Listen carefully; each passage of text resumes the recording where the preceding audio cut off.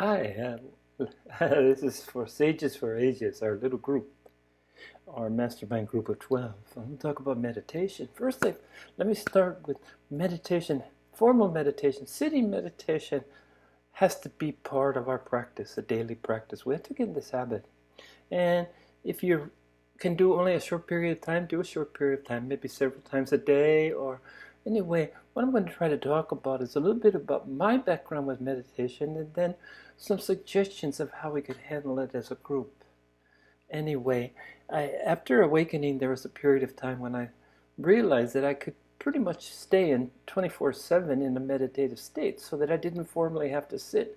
And it's been about a year in this, but then I rediscovered, like always, it's always a learning process. There's no end to the learning. I realized that sitting formally, actually meditating, sitting, was not only important but critical, necessary, completely necessary. And having said that, I want to give a brief history of I was born a meditator. I was born in a meditative state. It wasn't until 13 that I discovered some of my mom's esoteric, metaphysical, Western Annie Besant, Rosicrucian.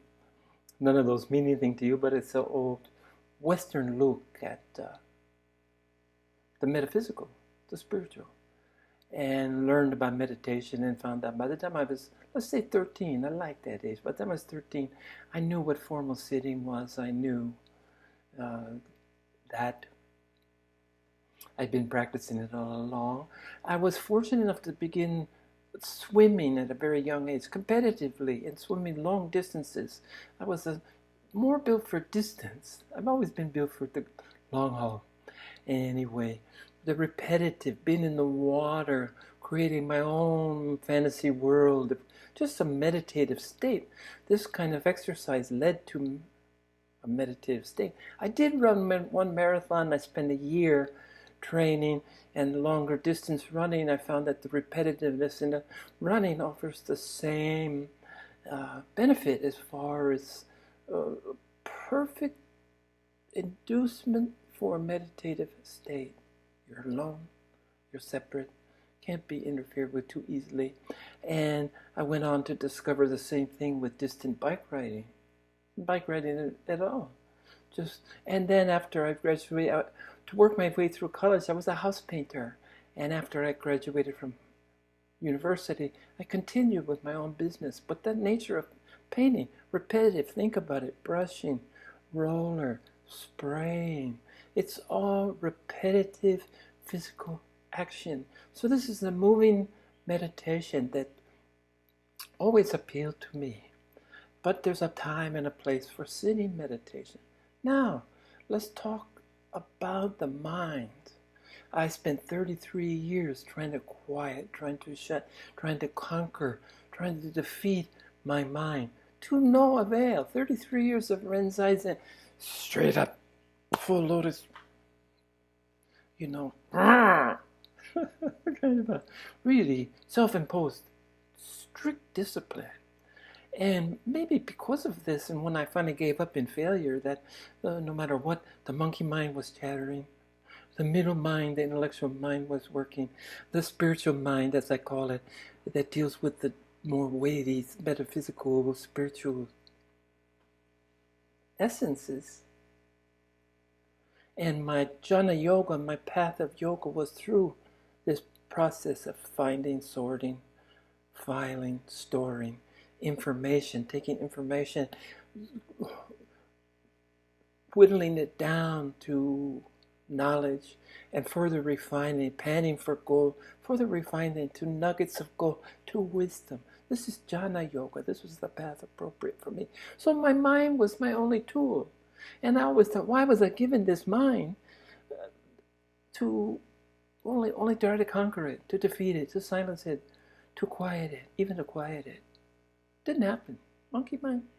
So I suggest, in my case, what I did is became a witness. I watched everything, like being in a movie. Watch your mind. It's really funny. Monkey mind is really entertaining. And of course, there's a time when you need to battle the mind, and that's legitimate, and that's But when your mind has created your egoic state, you're misusing your mind, this fine tool. You're misusing it to support, to justify, to verify this false egoic self that just seems to be clinging on for dear life. It wants to survive. It wants to give you the illusion of control, the illusion of self-definition.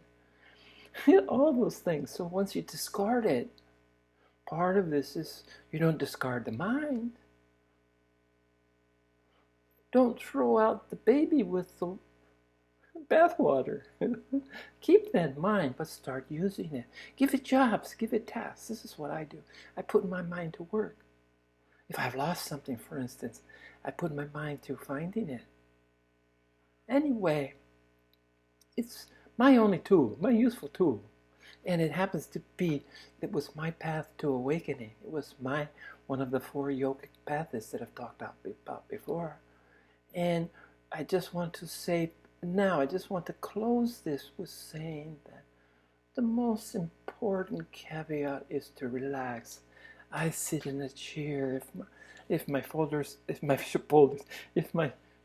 slump a little bit, my posture's not correct. If the chair's big enough, I'll be in half lotus. That's enough for me now. Half lotus, and sit in a half lotus. But the important thing is just to do it and watch what comes up. Don't be invested. It's not a goal. Get rid of goals. It's not a goal. It's just a part of your life. And you'll be surprised what comes to you. The path of your own salvation lies in not a teacher and not any studies. It lies in your ability to meditate and to use the tools. And it's self-guided. It's bringing yourself to this state of preparing yourself and then accepting and then learning how to deal with it. Learning how to deal with awakening. So Linda, hi. Can't quiet your mind? Hey, you're in good company. Relax, watch, enjoy. Relax, forgive, and surrender. Surrender without expectations and watch what happens. Be a watcher.